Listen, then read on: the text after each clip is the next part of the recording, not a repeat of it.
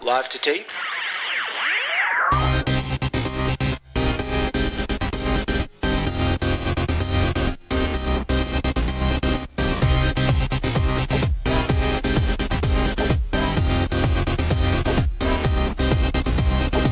Welcome to Millennial Season 3, Episode 43. I'm Andrew. I'm Elisa. And I'm Laura. We're recording on Tuesday night, and we have exciting news out of Down Under. Yes. Woo! Australia, just like before we started recording, voted yes on same-sex marriage. 61% voted for, 38% against. And here's the thing that I want to drive home to all of our American listeners. They had a 79.5% voter turnout. Damn. Could you imagine that happening in America? I can't. A Republican would never win another election if that happened. Seriously. Yeah. I mean, I look at that and I'm like, fuck. If in America we had 79.5 voter turnout on anything, fuck that, not even that much. If we hit 50% on anything, I would fucking shit myself. Yeah. So that's your goal, America. Do it. Here's my question, though. Make me shit myself. Maybe I'm wrong about this, but isn't Australia one of the countries that makes voting mandatory? They do have mandatory voting. That said, I don't know if that applied to this because this wasn't like... This is a referendum. Yeah. Interesting. I'd be curious. I know we have some Australian listeners.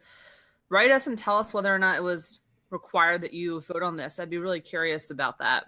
Yeah. Mm-hmm. Another thing was this was a non-committal vote. Is that the term for it? Like, it was just to gauge the public's interest.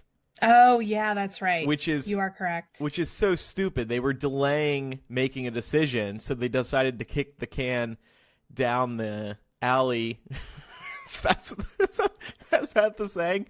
Kick the kangaroo down the desert by asking the public, well, what do you think? Should we do this? I know that's not Australian, but just go with it, okay? I don't even know what that was, Andrew. Something from over in the UK, I believe. Okay. Well, the Prime Minister of Australia, Turnbull, called on Parliament to legalize same-sex marriage before Christmas. Cool. Conservative lawmakers over there are already arguing about how it's going to be legalized, but it does sound like it's going in that direction. So we're just going to have to keep an eye on this, make sure no funny business happens between now and then as they work to pass this through Parliament. I hope they can figure out how to do it. I'm sure it will be a major challenge to figure out how to wed same-sex couples. Good luck, Down Under. I know. I can just see the conservative lawmakers being... Oh, and we lost Laura. That's all right. We'll be fine. Anyway, I was going to say that this is impressive to me. The figures are impressive to me. 61% in favor. That's a really strong showing. 38% against. You're always going to have, like, old people, right? Like, the 38%, they have to be, like, the AARP members of Australia. Sure. But it's I don't know. I'm proud of them. Go Australia. And you look at, obviously in America it's legal now, UK it's legal. Australia, that's like the third biggest country. Maybe not population wise. I don't know how we all rank, but in terms of like the big countries that are progressive and doing cool shit, like it's America before Trump and the UK. And Australia, this makes perfect sense. It was their time. Yeah, I mean, they were really the only major English-speaking country that had not done it yet. Yeah, I was going to say, when the United States beats you to something like this, you are way behind. So, yeah, I mean, Australia, not to knock Australia, but I think a lot of times America gets this rap, deservedly, of course, that we're like these crazy, like politically backwards people. And Australia has a lot of the same problems we do. They've gone through a lot of the same nationalist, anti-intellectual, anti-gay, anti-women type movements that we've experienced here. So we're not alone, America. We have good company then. We do. You're saying. Yes. People with better accents have the same problems. Yeah, I try to imagine Trump with an Australian accent, and I feel like everything would just be funnier. Mm. Ugh. Back here in America, Laura, you did something fun on Monday night. Yes, I saw Hillary Clinton on her book tour as she passed through Atlanta, and it was simultaneously beautiful and terrible. Beautiful because she was wonderful and poised and brought grammar and sentence cohesion with her. Terrible because she brought all those things and she still wasn't president. I really enjoyed it. I think that her book tour has gotten a lot of undeserved bad press because people are treating it as though she's running around the country slamming everybody and blaming everybody for the way the election went. She certainly talked about the election and the outcome, but the overwhelming focus of her talk and the way that she answered her questions was about how we move forward from here. She didn't say the words Bernie Sanders did not come out of her mouth. Thank God, by the way, but they didn't. And also when she did talk about Trump, she threw some shade at him a couple of times, but there was never any direct attack on him or the administration. It was just, what do we do now? How do we harness the energy that we saw in this most recent election just a couple weeks ago and take that forward? She thinks that we can take the House back next year. So Good for her. Yeah, You know, I we'll really see. I have to say it's good for her, and not and however you feel about Hillary Clinton and the Democratic primary and what have you, I do have to say that you would never in a million years see Trump doing this shit if the roles had been reversed. He would never, first of all, writing a book. I don't think he's read a book, let alone write a book. Secondly, going around and being able to talk about the election with insight and enlightenment and not attacking viciously your former opponent, you would never see that out of him. So, it makes me sad that someone with that kind of class isn't the actual president right now. Yep. By the way, jumping back to this Australia story for a bit, I just Googled and it was not required that you vote. So 80% of this damn country turned out just because they wanted to. Good for them. Oh my God. That's incredible. That's even more impressive. Yep, absolutely. Elisa, you recently discovered the Harry Potter video games, huh? The Lego ones? I did. I know I'm behind the times on this, but I fucking hate the Lego trend. I don't get it. There's movies and there's a million games, and I'm like, Legos are a toy unto themselves. Why do I have to watch them on a television screen? There's something that's so counterintuitive about that to me. It's sort of like, I don't know, making a movie about bicycles. Like, why would you have a whole movie just about bicycles? Go fucking ride a bicycle. Why would you have a whole movie about Legos? Just play with Legos. I don't get it. And it seems so cheesy and dumb. But the games, at least, are pretty damn good. I started playing through the Harry Potter ones. I'm like on year 4 or something right now. And I don't know, like they're kind of mindless, but I like that. Like, you have all the different spells and they really do a great job of like laying out Hogwarts. I don't know, it's pretty cool. If you're a Harry Potter fan, it's pretty like in depth. Yeah. It brought you back into the Wizarding World, huh? It did. It really did. It's funny because I've been playing it with my boyfriend, and every single time we turn it on and we play for like 30 minutes and he starts getting antsy and he whips out his laptop. He's like, we have to go. We have to go to the Wizarding World. This has to happen. He starts like pricing out how much the flights are and stuff. Like, it really does. I have to admit, like, the games are really in depth, and it's cool to like feel like you're, I don't know, casting spells. Awesome. Well, there's a recommendation from Elisa for everybody. I know it was just released on PS4, and it's out on PS3 and one of the Xboxes. No Nintendo Switch yet, though. Sigh. Just want to let everybody know before we get to some news, and we have a wide-ranging array of topics today. No Trump news. We're going to avoid Trump and politics for the most part this week. So that's nice. We will be off next week for Thanksgiving. So don't look for an episode. Spend that time with your family, okay? Don't worry about us for a week. Thanks for thinking of us, but don't worry about us for a week. That's right. You need to take some time to really try and get to know your racist Uncle Cletus at the Thanksgiving dinner table. I will not be going home for Thanksgiving. Actually, on Thanksgiving, I have no plans. So I guess I'll sit and cry. Come down to Atlanta. Nah. Oh, well, fuck you then. Nah. I have a whole Thanksgiving themed After Dark planned for you guys, so we'll have to talk about that. Including, by the way, and this is the question of the week, at least for me, is it acceptable to have sex in your parents' house? Okay. And if Absolutely so, not. if so, under what conditions? And I'm very torn about this, guys. So we're gonna have to talk. All right. Well, I have had sex in my parents' house, so I will happily share those stories over on Patreon. And speaking of sex and love and Patreon, I posted a new Palace Intrigue on Tuesday in which I reveal the origins of Matt and I, and it's pretty embarrassing. I remember this. I was thinking before we were recording that this is up there. I don't think you two have looked at it yet, but the one email that I included, it's up there with me telling Bruce that he means everything to me in terms of sheer cheesiness. Like, it's that bad. So, Oh my god. when I took a screenshot, I was picturing you two laughing your heads off at it. So I haven't looked yet. I'm gonna have to go to Patreon just to find this now. okay, all right. So I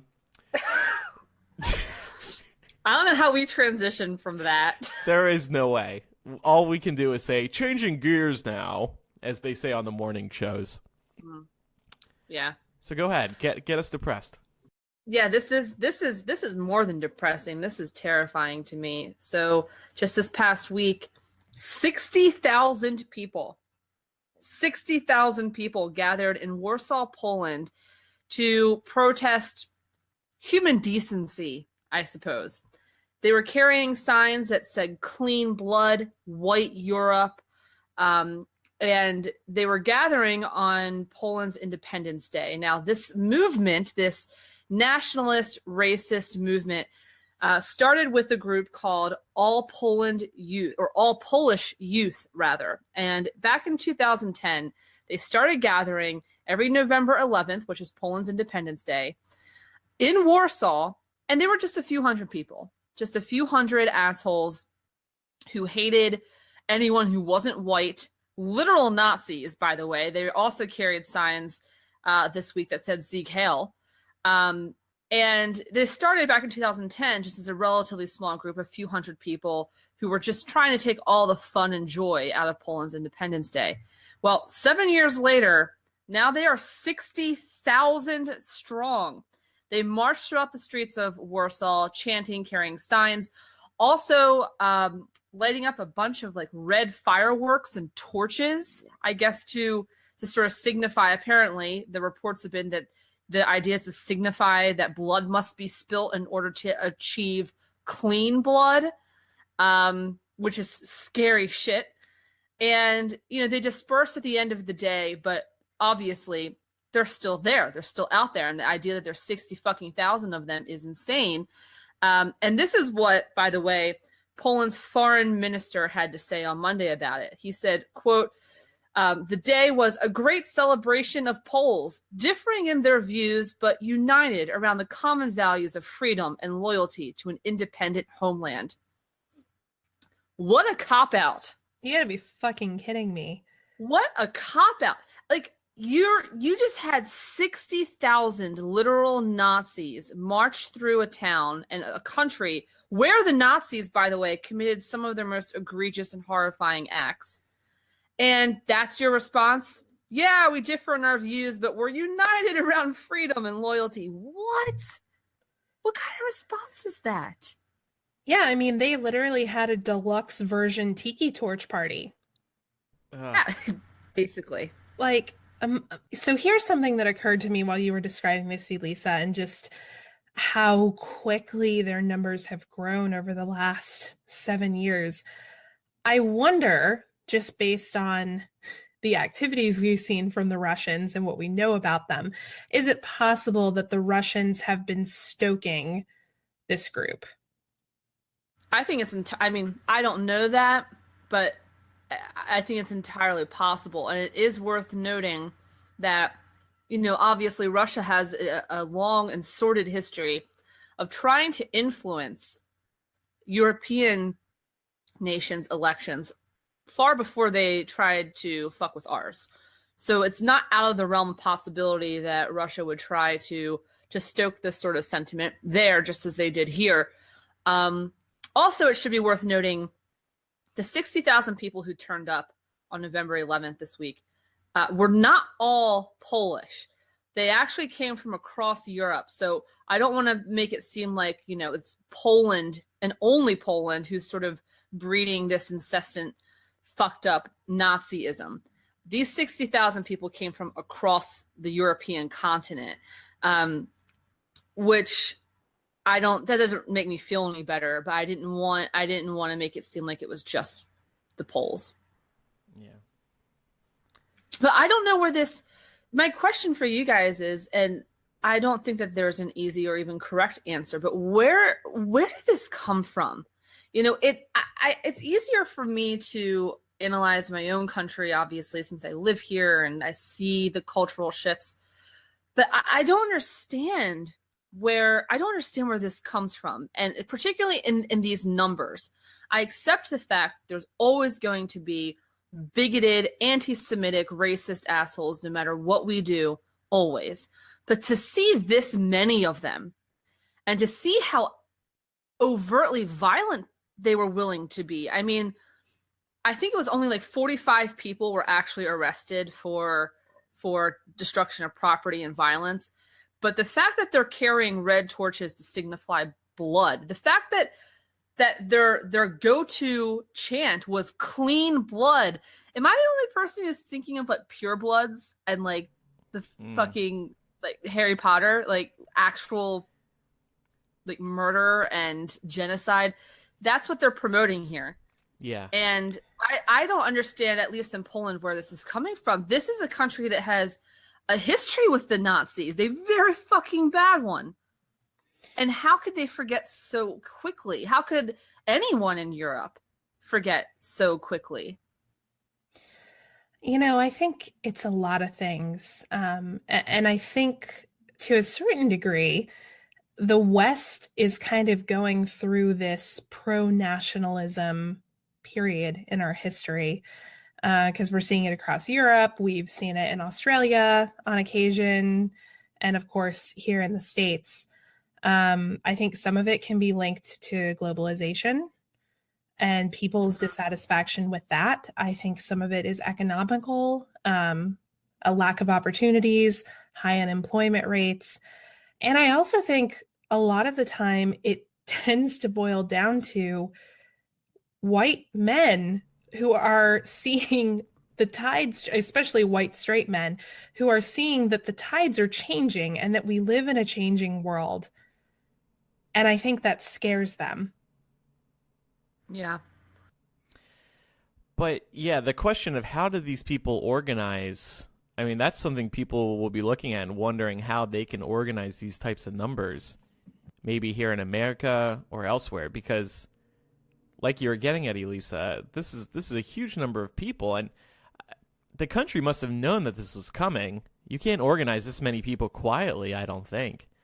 So and again, like this started back in 2010 with just a few hundred people, and every single year there's been more and more people coming out as Nazis. But this year the numbers doubled, more than doubled actually. They like tripled. And that to me indicates some sort of tectonic shift culturally, where 1 year ago it was at least still somewhat socially unacceptable to be a literal fucking Nazi. But now, today, 1 year later, it's more socially acceptable to be a literal fucking Nazi.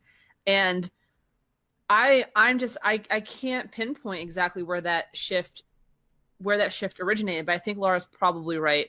A lot of it probably does have to do with globalization. A lot of it does probably have to do just with fear. I really believe that people are more afraid than ever, whether it is because they feel like their jobs are being taken by immigrants, or whether it's because they're fearful of terrorist attacks, whatever it is. I think that there's a lot of fear mongering that goes on in our discourse today, particularly in Europe, where they're not so far removed. You know, like they have more borders than just two. They don't just have Mexico and Canada, two pretty friendly, cool nations. They've got a lot going on over there.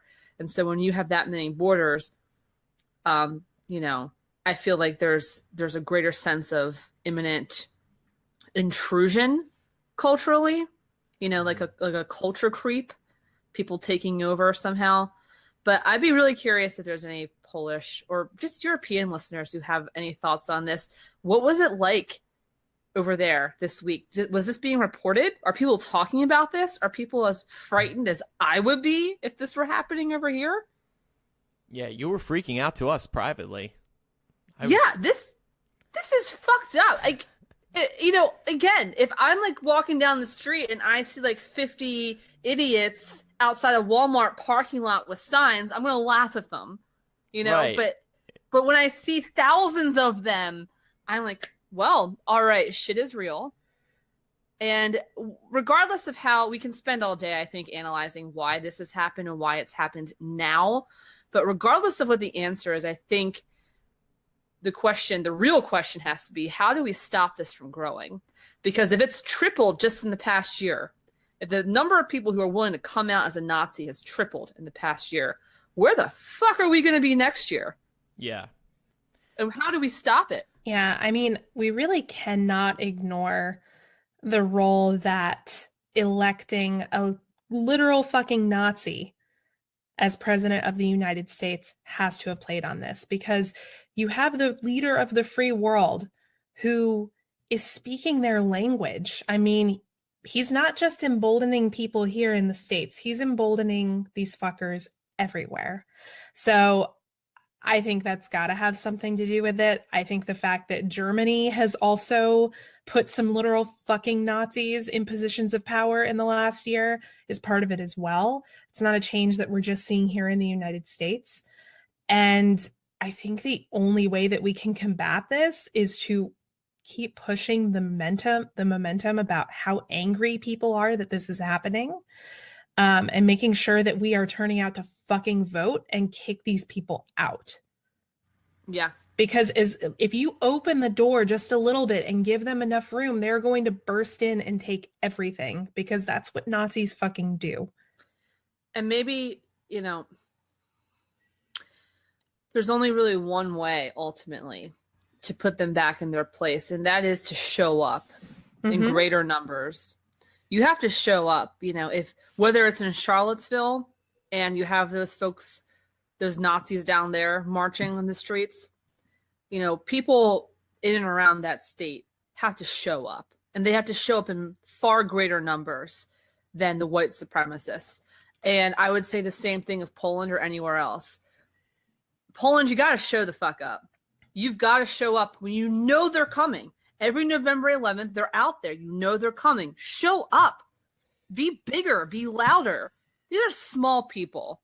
They're small people. Go get a fucking blue torch and wave it around. Like, you know, like, you don't just sit down and do nothing, because however scary it is right now, however frightened you might be for your safety going out in a crowd like that, which are all valid concerns, however frightening that is now, imagine how frightening it will be 5 years from now when you've done nothing. Imagine how scared you'll be when those numbers, when that 60,000 becomes 6 million. How will you feel then? Don't let it get to that point. Yeah. Yep. As a prime example, I just want to brag on my hometown for a moment. Shortly after Charlottesville, you guys remember that a bunch of alt-right groups around the country were planning similar demonstrations in cities, major cities in various states. Well, they had planned one here in Atlanta as well. And people here were like, fuck that. and started planning a counter protest. And it became clear when looking at the Facebook event for the counter protest that it was going to dwarf the alt-right protest. And their leaders issued a statement saying, "We've decided not to go forward with this because we're afraid of physical attacks from leftist extremists." Leftist My extremists. God. Right, exactly. So if you make it clear to them, like, I'm not gonna fucking walk up and touch you. I'm not gonna punch you. I'm gonna stand with 100,000 of my closest friends and fucking stare you down, you little bitch baby. That'll make them think about it for 2 seconds. There it is. Well said, girls. Let's talk about a very millennial issue, revenge porn. It's been an issue on the internet for a while. This is the act of taking someone's nudes that they've sent to you in confidence and posting them somewhere online. An issue with revenge porn is that in the age of Tumblr and things spreading through social media, the pics are hard to take down once they're out there. So Facebook has been testing a way to stop the revenge porn from being posted in its tracks, but it's a pretty controversial way of doing it. They're testing this in Australia.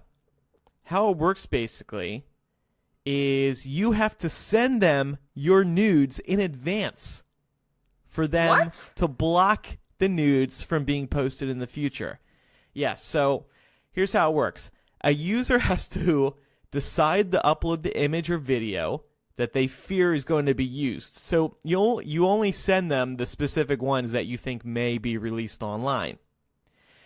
Then, and by the way, this is a really creepy part, Facebook wants you to send these to them through Facebook Messenger.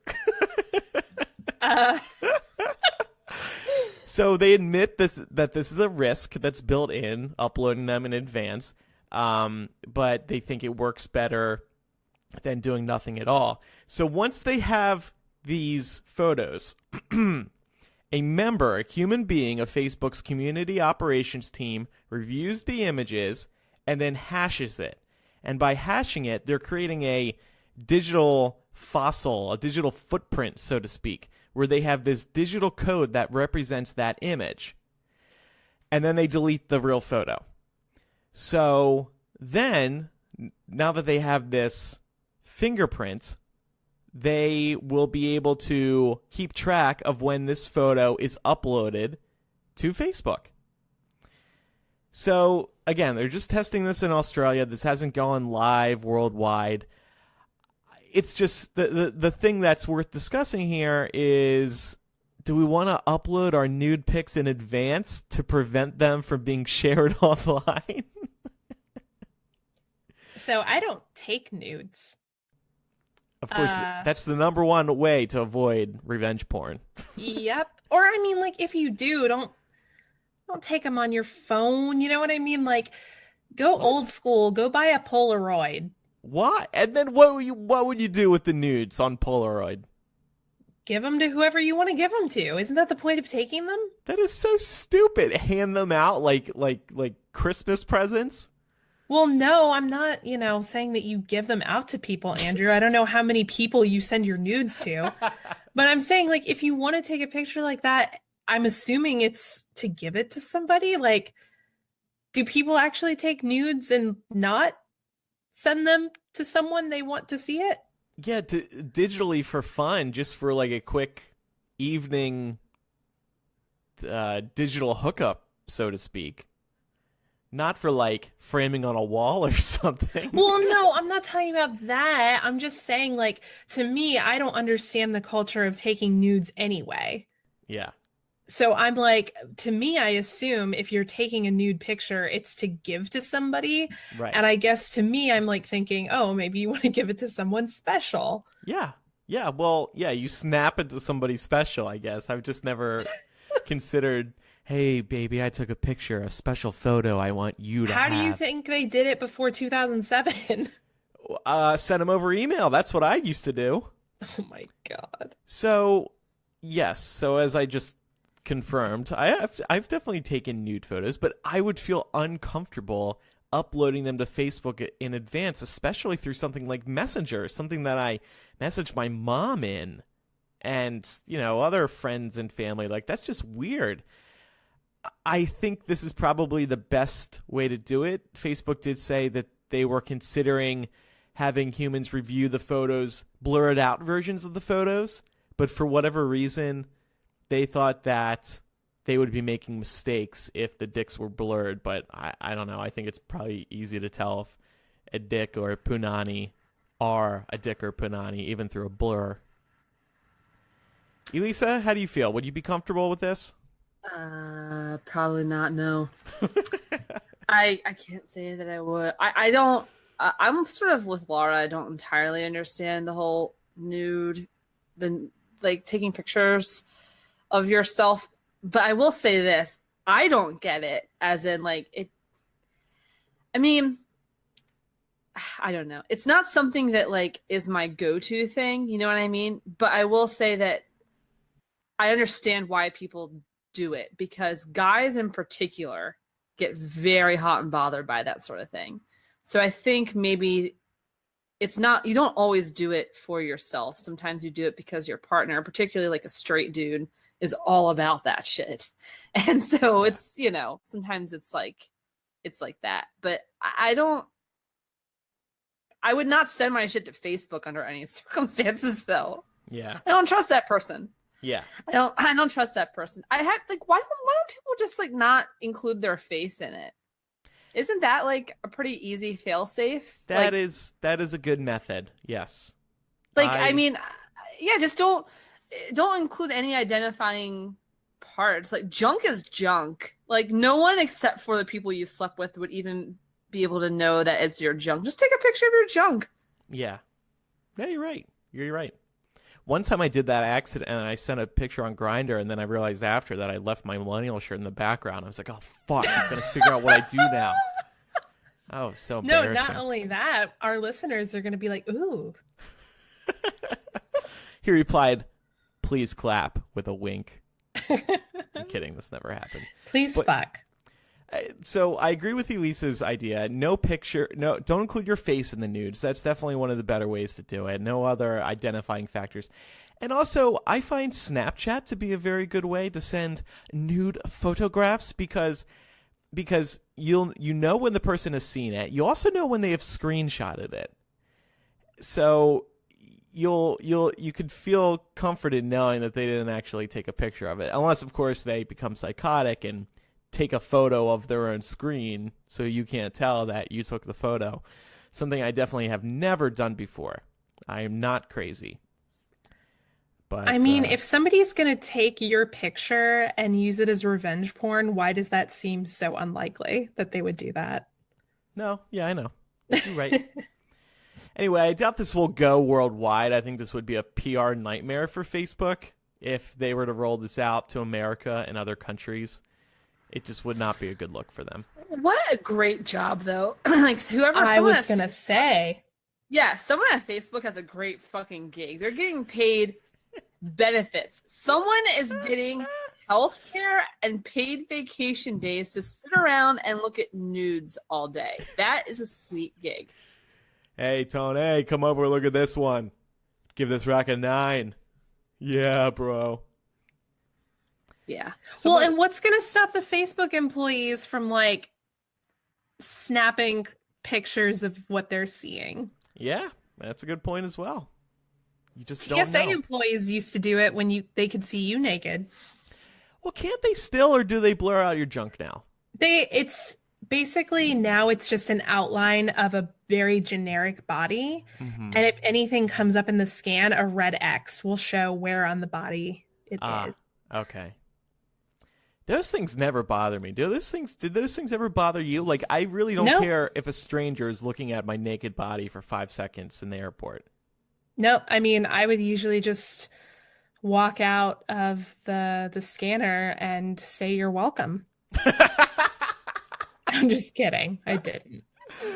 Yeah, I would sometimes get hard for fun as I walked through it. Give them a little surprise in the booth, brighten their day. Tie a bow around it.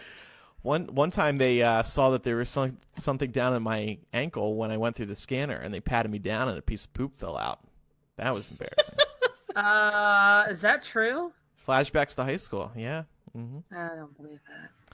All right, another news story to talk about. This is pretty big. This is going to affect everybody in America. What? You set that up like there's, I don't know. It is. Like there's like a disease spreading or something. Like, yeah. okay. It's called obesity, and you're about to get hit in the face with it. So the I food. got in the face with it many years ago. So the Food and Drug Administration is going to implement the Obama-era policy that will require restaurants and other food outlets with 20 or more locations to post calorie counts beginning in May 2018, just in time for my birthday when I'm going out. So any big chain that includes grocery stores, movie theaters, amusement parks, vending machines, restaurants, they're now going to have to show how many calories are in that bucket of popcorn, in that donut, in that bagel, whatever. This has already been happening in a lot of places. Panera Bread, McDonald's, Starbucks. You may have noticed a lot of places already rolling it out because they knew it was coming.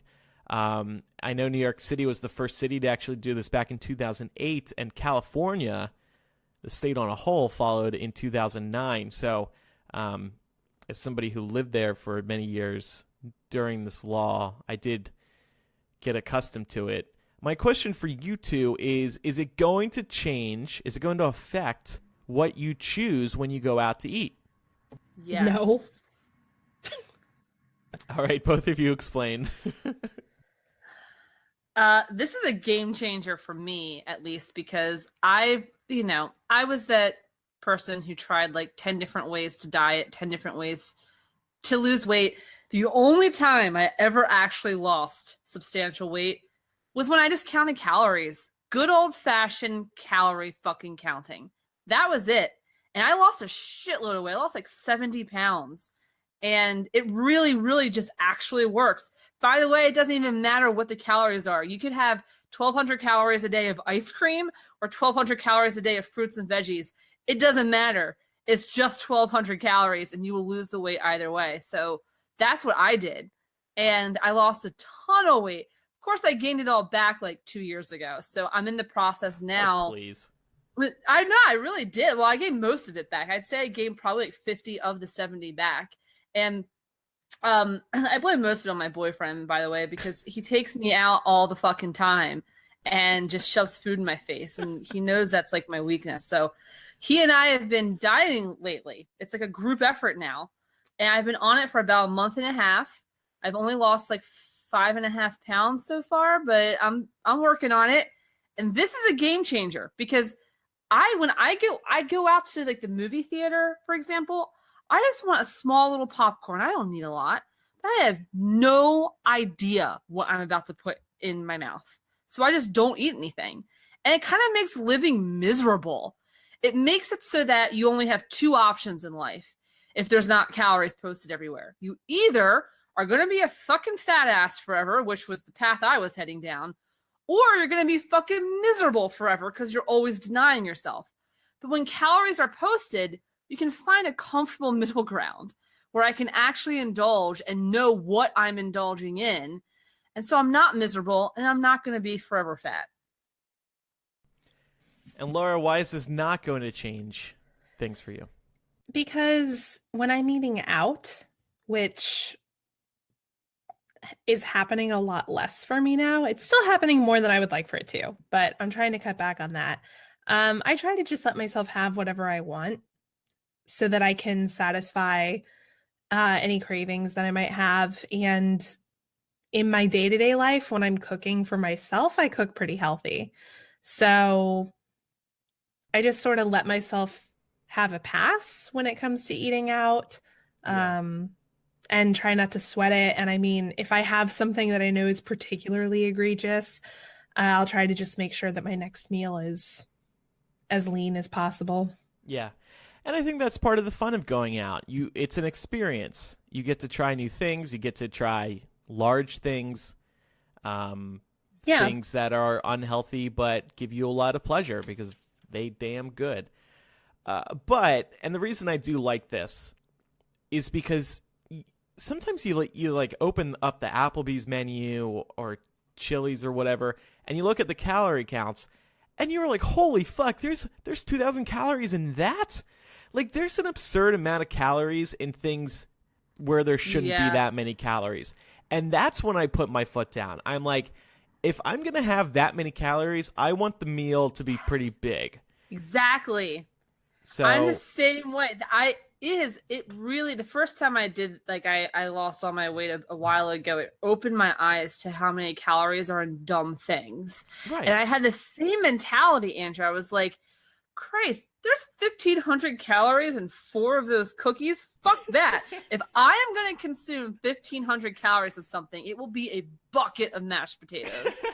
I need a giant bucket of like bacon chive mashed potatoes. Then at least I feel like it's worthwhile. But people don't realize, like, oh, I had a cookie. What's in that cookie? Like 200 calories at most? No, I actually went to God, where was it? It might have been Panera actually. But I went to like some chain bakery, got a cookie. And I'm thinking, yeah, there's going to be like at most 250 calories in this cookie. It's a small cookie. Looked it up.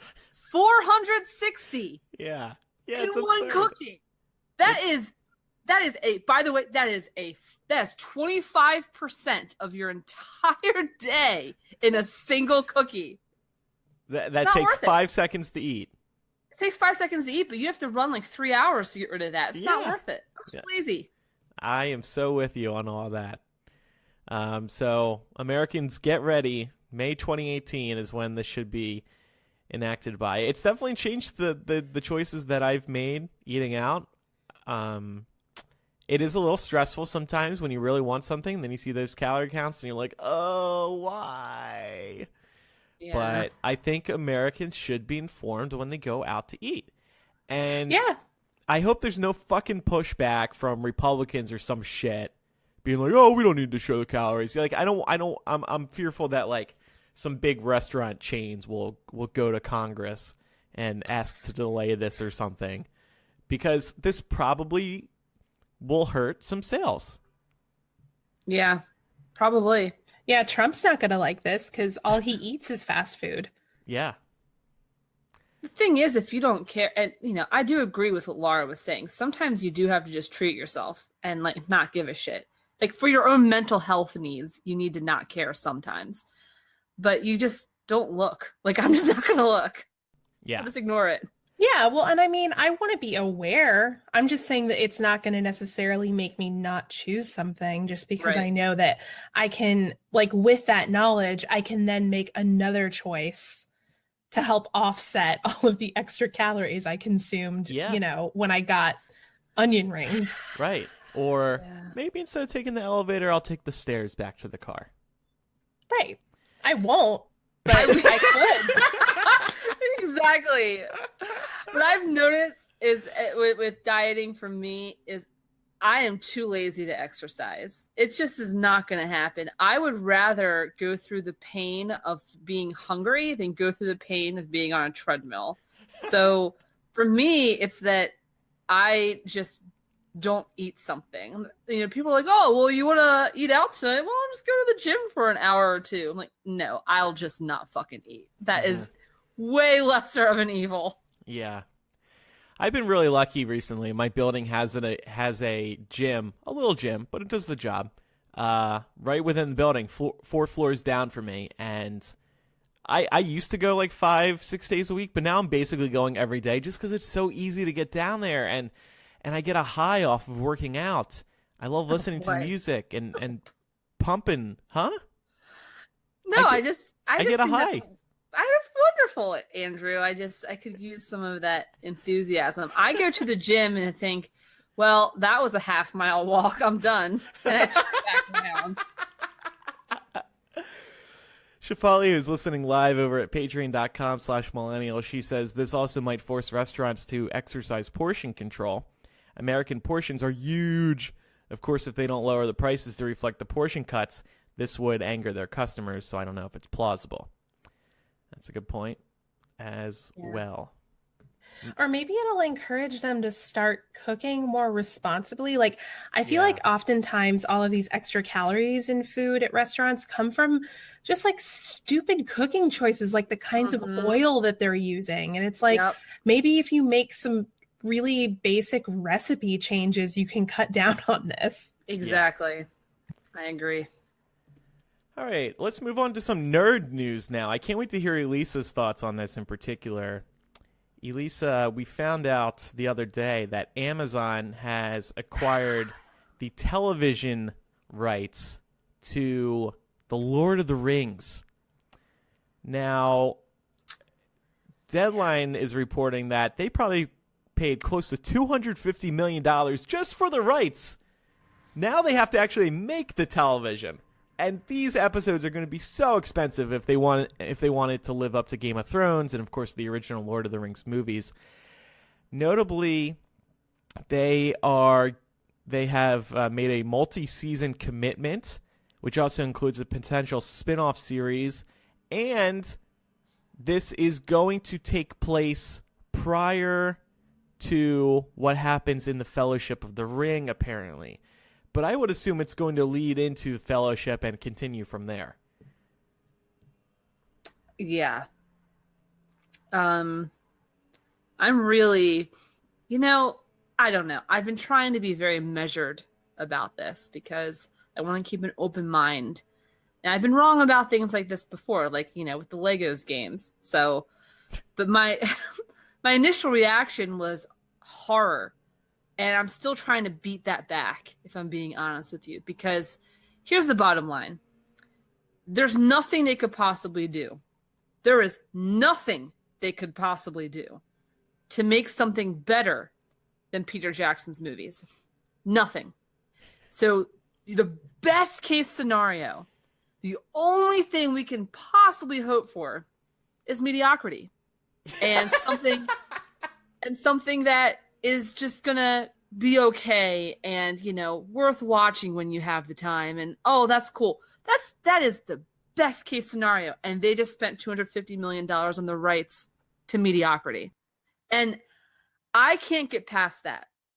Now, I'm not saying that what they're going to produce is going to be absolutely horrible or sacrilege or anything like that, but I sort of feel like when something has been done perfectly, what the fuck are you doing? Be original. Be original for once in your goddamn life. Think of your own story. Make your own characters. Like, the battle between good and evil exists in many plot lines. You don't have to keep going back to Sauron for this. I'm sick of it. And even if you're not a Lord of the Rings fan, even if you're someone who just thinks the whole thing is just fucking stupid elves and whatever, that's fine. But objectively, just scientifically, the movies were masterpieces. I mean, they won every Academy Award under the sun. They're used to teach every fucking film class in the world. They are objective masterpieces. There's nothing they can do to top it, and so I don't know why we are going back to this. I'm really curious to know how they were scientifically perfect, but I mean, I agree with you. I mean, I don't think the Lord of the Rings movies were okay. Fellowship of the Ring was perfect. I loved the first one. The second and third I thought were really, really good. I didn't think they were quite as good as the first, but I feel open-minded about this. Television is a completely different medium, and what I like about this is that they're going to have a lot more screen time to dig into things that weren't covered in the movies. So I'm going to give them a chance. The only silver lining I will grant is that point, that the Lord of the Rings mythology and the lore is so deep and so intricate that Peter Jackson did have to skip over a whole bunch of it in order to consolidate it into 3 movies. And by the way, it was going to originally just be 1 movie. So he did have to consolidate a lot. And if you're a big Lord of the Rings nerd, you're going to probably, hopefully, if they do it right, enjoy all that mythology. You're going to see like all of the the lore that got cut out and the backstories that had to get cut out. So hopefully that will be cool enough to carry the rest of it. You know what I'm saying? But I just don't know. I guess I'm also like, again, I don't think you can top what's been done already. And I worry a little bit that this turns into something that is just cheesy and overdone. Like if I have to start seeing more like fucking like, what are those like Funko dolls and shit? If this turns into like people driving around with like Funko, like little like rear view mirror dongles and like Funko dolls and like bedding, and they already have all that for Lord of the Rings. I haven't seen. I mean, maybe I do think they do have the Funko dolls. Actually, I did see like a Frodo one before, but I it's gonna get so much worse. You know what I'm saying? Yeah. And like, it sort of just feels like to me at least, it just feels like it cheapens what it actually is when you sort of dumb it down into coloring books and dolls. Yeah. And the same way I felt about Harry Potter, to be honest with you, is that a lot of that happened in Harry Potter. Harry Potter children's story, sure, maybe. Incredible story, yes, definitely. And a lot of it did get dumbed down, and I was upset about that too. And I've already had to watch it happen to one of my favorite series. I don't want to see it happen, Lord of the Rings. But, if it's good, I'll be the first person, to eat my words and watch it every week. So we'll see. So why are they doing this? The streaming wars are insanely hot right now. You've got HBO, you've got Netflix, Hulu.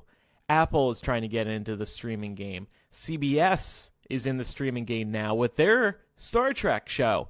Disney is going to do their own Netflix. They announced earlier this week that they are doing 4 original Disney shows, a live-action Star Wars show, a Marvel show, a High School Musical show, and a Monsters, Inc. show. These are going to be exclusively available on the Disney Netflix, and then they're going to pull all the Disney stuff off of Netflix and be like, fuck you, this is just for us, which I think is going to be very good, by the way. So Amazon has been in the streaming wars as well, and they need something. They need their Star Wars, their Star Trek, their Game of Thrones. They don't have anything. They've got some good shows, but they don't have a Game of Thrones. So that's why Amazon, Jeff Bezos, Whole Foods spent so much money on acquiring the rights to Lord of the Rings. And by the way, Netflix and HBO were also bidding for this, but Amazon offered the most money. And just briefly, I want to say that I think this means a Harry Potter TV show is now inevitable, because there's still Hulu, there's still Apple, who don't have their own Game of Thrones or Lord of the Rings. They need something to compete for your money, because you got to pay for Netflix, you got to pay for Disneyflix, you got to pay for Hulu. They got to draw people in with these monthly subscription costs. So I think that Apple, Hulu, maybe Netflix, maybe even Amazon are currently they got their tongues on J.K. Rowling's balls right now, begging her to sell the rights. But I think it's going to be hard to get them, because J.K. Rowling probably doesn't want to do it right now, and Warner Brothers probably doesn't want to do it right now either. But I think that it is. I've always thought it was a possibility, because we have the Harry Potter play, the theme park, the movies, the books, the blah blah blah blah blah blah blah. But we've yet to actually see a TV show. And whether it covers Harry Potter's story, Newt's story, the Marauders, whatever, it's going to happen, and it's going to be at one of these streaming places. I want Netflix to get Harry Potter. I trust them to do it right. I trust Apple as well. I think Apple could do it. I would like to see HBO do Harry Potter. I would like to see, like a really gritty adult Harry Potter. Yeah. That'd be cool. So, like, teenagers fucking? Oh, is that? I mean, come on, it's HBO. I don't know. This is a different conversation for a different day. I kind of didn't like the Harry Potter movies for the most part. Well, neither did I, but that's because they were trying to be too whimsical. Netflix has proven that they can do gritty without making, teenagers fuck each other or, like, include all kinds of like grotesque language as they tend to do. Don't get me wrong, I love HBO. I just fear for what they would do to Harry Potter. All right, so that wraps up this week's episode. What are we doing on After Dark today, Elisa? It's going to be all Thanksgiving themed. So we're going to start out with a game of Devil's Advocate. I'm going to make you two talk about, first of all, your advice for whether or not you should or shouldn't have sex in your parents' home over Thanksgiving break. And secondly, if you should or shouldn't, you have to argue the opposite of that. So that's Devil's Advocate first up. I also want to get your Thanksgiving stories. I feel like this is the holiday people dread the most for having to be around family they don't give a shit about, or that they just hate. Yeah. I have a few nightmare stories from my past Thanksgivings I'm going to share, so I want to hear your guys' as well. And what aren't we thankful for? That's what I want to know. I'm sick of every fucking time in November. Everyone makes me become motherfucking Teresa, and I have to get down and list all the dumb shit that I care about. No, we're going to do the opposite of that. We're going to talk about all the things that are wrong and fucked up. All right, sounds fun. And speaking of Thanksgiving, since we will be off next week, we are going to be releasing some bonus content over on Patreon, because one of the benefits is that no breaks. No breaks. So we're going to do a few confessionals for next week's bonus edition of Millennial. That'll be available around this time next week. And these are some juicy confessionals. Oh my God. Let me tell you. All the juice. Yes. I squeezed the actual juice out of them. That's how. I mean, they're like, we're talking infidelity and masturbation. So. Yeah. And some ass fuck thinks I secretly regret moving to Chicago. I don't know, Andrew. You sound that? pretty bitter. Somebody's trying to rile me up, I think. And I don't appreciate it. All right, everybody. Happy Thanksgiving. Or maybe not. Don't be thankful for shit. Everything sucks. No, exactly. I'm Andrew. I'm Elisa. And I'm Laura. See everybody next week. Goodbye. Bye. Andrew. Oh my God.